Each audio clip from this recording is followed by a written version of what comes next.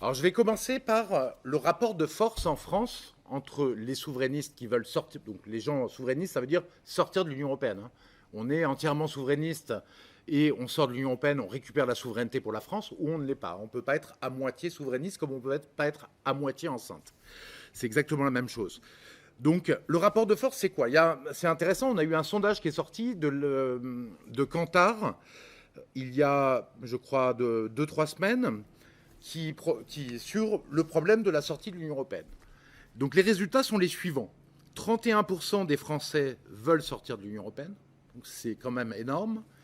54% sont contre et 15% sont position. Donc disent, on ne sait pas, sans opinion. Donc on a 36% de ceux qui se prononcent qui veulent sortir de l'Union européenne. Donc c'est quand même un score gigantesque. Et en plus, c'est un score d'autant plus énorme qui révèle une volonté profonde qui est tue, qui est écrasée par les médias, comme le disait Valérie, qu'en fait, aucun grand parti qui a micro ouvert dans les médias ne défend cette position. Et malgré tout, on est à 36%.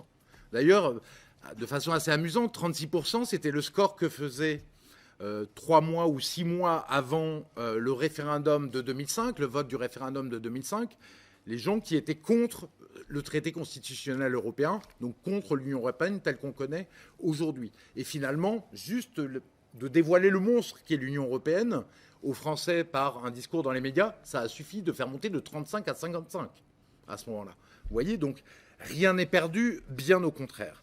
Et alors, ce qui est très intéressant, et ça, il faut le voir, et ça ne m'étonne pas, c'est les résultats du sondage, mais c'est ce qu'on voit quand on discute avec des gens du RN et de Reconquête.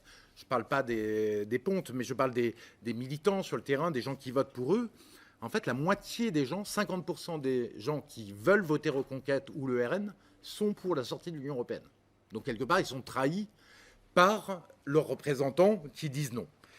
40% de LFI aussi, encore aujourd'hui, sont pour la sortie de l'Union européenne. Donc c'est des chiffres franchement très importants.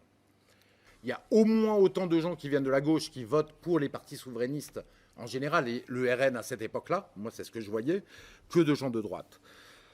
Sans en avoir l'air, Philippe Muret rappelle aux patriotes que les souverainistes ne sont pas que de droite comme pensent ceux qui veulent faire une union des droites.